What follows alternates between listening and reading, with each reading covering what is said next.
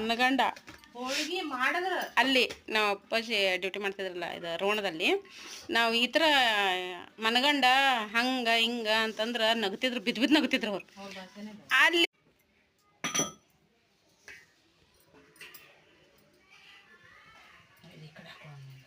okay ನೋಡ್ರಿ ಹಪ್ಪಳ ಇಷ್ಟು ಹಪ್ಪಳ ರೆಡಿ ಅದು ಎಣ್ಣೆ ಹೀರ್ಕೊಳ್ಳಲ್ಲ ಇವು